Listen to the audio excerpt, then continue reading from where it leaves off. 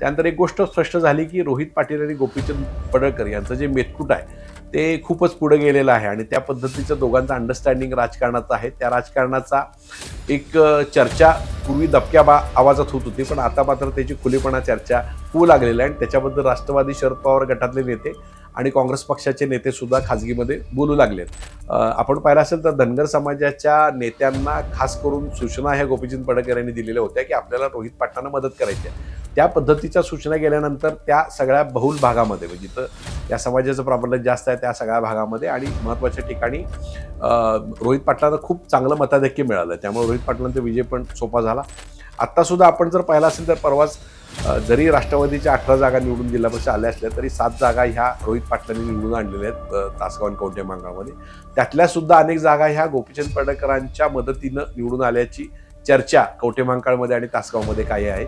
ज्या वेळेला जयंत पाटील यांच्यावर टीका झालेली होती, जयंत पाटील यांच्यावर व्यक्तिगत हल्ले गोपीचंद पडळकर यांनी केले होते, त्यावेळी जी सभा झाली त्या सभेमध्ये रोहित पाटलांनी भाषण करायला नकार दिलेला होता, म्हणजे तब्येतीचं कारण सांगून. पण वास्तविक त्यांनी सकाळीच एक वेगळ्या प्रकारचं भाषण तिथं करून आलेले होते.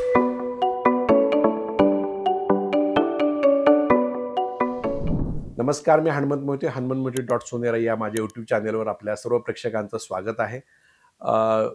जिल्हा परिषद अध्यक्षपदाची निवडणूक आता लवकरच होते आणि आपण जर पाहिलं तर या निवडणुकीमध्ये जे पूर्वी सोपं वाटणारं गणित आहे ते दिवसेंदिवस वेगळ्या पद्धतीचं अवघड होत चाललेलं आहे आणि याच्यामध्ये 2-3 ट्विस्ट या सगळ्या राजकारणामध्ये आलेले आहेत. आपण मध्यंतरी बोललो की ज्या पद्धतीनं रोहित पाटील यांचे चुलते किंवा आर पाटील यांचे बंधू सुरेश पाटील यांनी भाजपवर जाण्यास सुतवाच केलं. त्यानंतर एक गोष्ट स्पष्ट झाली की रोहित पाटील आणि गोपीचंद पडळकर यांचं जे मेतकूट आहे ते खूपच पुढे गेलेलं आहे आणि त्या पद्धतीचं दोघांचं अंडरस्टँडिंग राजकारणाचं आहे. त्या राजकारणाचा एक चर्चा पूर्वी दबक्या आवाजात होत होती, पण आता मात्र त्याची खुलीपणा चर्चा होऊ लागलेली आहे आणि त्याच्याबद्दल राष्ट्रवादी शरद पवार गटातले नेते आणि काँग्रेस पक्षाचे नेते सुद्धा खाजगीमध्ये बोलू लागलेत. तर रोहित पाटील आणि गोपीचंद पडळकर यांचं नेमकं मेतकूट काय आहे आणि नेमकं ते कुठल्या पद्धतीचं सुरू आहे याची चर्चा सध्या सुरू आहे आणि त्याच्यातल्या काही गोष्टी आपण आज जाणून घेणार आहोत. आपल्याला आठवत असेल तर ज्या वेळेला रोहित पाटील आणि संजय काका पाटील यांची निवडणूक झाली तर त्याच वेळेला तासगाव कवठेमहांकाळ मतदारसंघात मध्ये गोपीचंद पडळकर यांनी छुप्या पद्धतीनं रोहित पाटलांना मदत केल्याची त्यावेळेला चर्चा होती आणि त्यावेळेला आपण पाहिलं असेल तर धनगर समाजाच्या नेत्यांना खास करून सूचना ह्या गोपीचंद पडळकर यांनी दिलेल्या होत्या की आपल्याला रोहित पाटलांना मदत करायची आहे. त्या पद्धतीच्या सूचना गेल्यानंतर त्या सगळ्या बहुल भागामध्ये म्हणजे जिथं या समाजाचं प्राबल्य जास्त आहे त्या सगळ्या भागामध्ये आणि महत्त्वाच्या ठिकाणी रोहित पाटलांना खूप चांगलं मताधिक्य मिळालं. त्यामुळे रोहित पाटलांचा विजय पण सोपा झाला. पुढच्या नगरपालिका निवडणुकीमध्ये असेल, पुढच्या जिल्हा परिषद निवडणुकीमध्ये सुद्धा गोपीचंद पडळकर आणि त्यांची अप्रत्यक्ष युती आपल्याला वेगवेगळ्या पद्धतीची दिसली, अंडरस्टँडिंग दिसलं. आत्ता सुद्धा आपण जर पाहिलं असेल तर परवाच जरी राष्ट्रवादीच्या 18 जागा निवडून जिल्हा परिषद आल्या असल्या तरी 7 जागा ह्या रोहित पाटलांनी निवडून आणलेल्या आहेत तासगाव आणि कवठेमहांकाळमध्ये. त्यातल्या सुद्धा अनेक जागा ह्या गोपीचंद पडळकरांच्या मदतीनं निवडून आल्याची चर्चा कवठेमहांकाळमध्ये आणि तासगावमध्ये काही आहे. काही ज्या 2 जागा आहेत त्या सुहास बाबर यांच्या मदतीने निवडून आलेल्या आहेत. तर रोहित पवार आणि गोपीचंद पडळकर यांचं जे मेतकूट आहे ते खूप दिवसांपासून आहे. आपल्याला जर आठवत असेल तर ज्या वेळेला जयंत पाटील यांच्यावर टीका झालेली होती, जयंत पाटील यांच्यावर व्यक्तिगत हल्ले गोपीचंद पडळकर यांनी केले होते, त्यावेळी जी सभा झाली त्या सभेमध्ये रोहित पाटलांनी भाषण करायला नकार दिलेला होता, म्हणजे तब्येतीचं कारण सांगून. पण वास्तविक त्यांनी सकाळीच एक वेगळ्या प्रकारचं भाषण तिथं करून आलेले होते. त्यावेळेला स्वतः तिथं नेत्यांनी बोलून स्वतः त्यांनी भाषण केलं नाही आणि त्यांनी अधिकृत कुठली जोरदार प्रतिक्रिया पण त्याच्याबद्दलची दिलेली नव्हती. त्यामुळं त्या सगळ्या गोष्टी सगळ्याची चर्चा तिथं झाली आणि ज्या वेळेला सुरेश पाटील यांनी जयंत पाटलांच्या समोर आपण भाजपमध्ये भाजपबरोबर जाऊया असं माझं व्यक्तिगत मत सांगितलं, त्यानंतर मात्र त्या सगळ्या गोष्टीची चर्चेला वाचा फुटली आणि त्या पद्धतीनं सुरेश पाटलांच्या समर्थकांनी आणि रोहित पाटलांच्या समर्थकांनी तिथे टाळ्या वाजवल्या त्या सगळ्या गोष्टीवर. याचा अर्थ या गोष्टी चर्चा करून आणि ठरवून झालेल्या होत्या. जयंत पाटलांच्या समोर या गोष्टी मुद्दाम आणायच्या गोष्टी होत्या म्हणून या झाल्या का, अशाच प्रकारची चर्चा त्या ठिकाणी होती.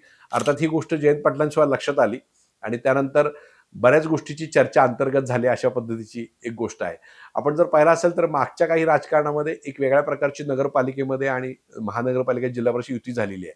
एका बाजूला भाजपच्या विरोधात जयंत पाटील असतील, विश्वित कदम असतील, विशाल पाटील असतील, सुहास बाबर असतील, या सगळ्यांच्या एक म्युच्युअल अंडरस्टँडिंग वेगळ्या पद्धतीचं सगळ्या निवडणुकीत सुरू होतं आणि भाजपला रोखण्यासाठी. मात्र या सगळ्या युतीमध्ये आघाडीमध्ये रोहित पाटील आपल्याला कुठंच दिसले नाहीत. ना नगरपालिकेमध्ये दिसले, ना जिल्हा परिषद दिसले, ना महापालिकेमध्ये दिसले. महापालिकेत तर त्यांना स्टार प्रचारक असून कोणी प्रचाराला बोलवलं पण नाही. आणि जिल्हा परिषदमध्ये सुद्धा त्यांच्या 2 मतदारसंघ सोडून ते बाहेर कुठे गेले नाहीत. आणि त्यांनी विशाल पाटलांना सुद्धा एक जागा सोडायला नकार दिली, की जी जागा सोडण्यासाठी त्यांनी नगरपालिकेला, तासगाव नगरपालिकेला जागा दिलेली होती. असं असताना सुद्धा तिथं शेवटच्या टप्प्यामध्ये तिथं परत काँग्रेसचे जे महादेवांना पाटील आहेत त्यांना सुद्धा बरोबर रोहित पाटलांनी घेतलं. त्याच्याबद्दल सुद्धा वेगवेगळ्या चर्चा, वितर्क त्यावेळेस झालेले होते. तर रोहित पाटलांचं हे वेगळेपण आणि ह्या सगळ्या नेत्यांपासून जे फटकून वागणं आहे त्याची चर्चा त्याच वेळी झालेली होती. पण गोपीचंद पडळकरची त्यांची जवळीक आहे त्याची मात्र चर्चा वेगवेगळ्या पद्धतीनं आता होऊ लागलेली आहे. ह्या सगळ्या बाब म्हणून आपण जर पाहिलं असेल तर तासगाव नगरपालिका ही रोहित पाटलांच्याकडे गेली. त्यामुळे तासगाव पंचायत समिती सुद्धा रोहित पाटलांच्याकडून गेली. तर त्यांच्या ह्या एककल्ली कारभारामुळं आणि सर्व नेत्यांशी फटकून वागण्याच्या पद्धतीमुळे ह्या सगळ्या गोष्टी झाल्यात. पण त्या गोपीचंद पडळकर त्यांची जी छुपी युती आहे त्याचा सुद्धा हा परिणाम आहे असं त्या ठिकाणी बोललं जातं. त्यामुळे नेमकं स्पष्टीकरण त्यांनी द्यायला पाहिजे. परवा सुद्धा जे काँग्रेसमध्ये फूट पडली, भाजपमध्ये फूट पडली अशा प्रकारच्या बातम्या मुंबईवरून वृत्तवाहिनीने देण्यात आल्या. त्याच्यामध्ये सुद्धा मूळ रोहित पाटलांचे गट फुटणार अशीच माहिती तिथल्या एका आमदारांनी दिलेली होती. पण त्याबद्दल चर्चा झाली मात्र काँग्रेसची, कारण ते कम्युनिकेशन गॅप झाल्यामुळं, तो नेता आणि वार्ताहर याच्यामध्ये कम्युनिकेशन गॅप झाल्यामुळं ते राष्ट्रवादीच्या फुटीच्या ऐवजी काँग्रेसचे फूट झाले. आणि त्यानंतर मग त्या हत्या आणि 4 आंधळीच्या गोष्टीसाठी काँग्रेस फुटण्याच्या गोष्टी बाहेर आल्या. कारण त्यांनी जर आता त्यांच्या आर. आर. पाटलांच्या, सुमनताईंच्या आणि या सगळ्या गोष्टीची लिगसीची चर्चा अजूनही आपल्याला तारुण असं जर त्यांना वाटत असेल तर तो त्यांच्या पुढच्या काळामध्ये भ्रम ठरेल. त्यामुळे त्यांनी नेमकं कुठल्या विचाराबरोबर राहायचं, कुठल्याबरोबर राहायचं आणि कुठली युती करायची याच्याबद्दल सुद्धा फार चर्चा करून विचारपूर्वक निर्णय घेण्याची गरज आहे. पण आत्ता मात्र त्यांच्या आणि गोपीचंद पडळकर यांच्या छुप्या युतीची चर्चा या जिल्हा परिषद निवडणुकीच्या माध्यमातून अध्यक्षपदाची निवडणुकीत होते एवढं मात्र निश्चित.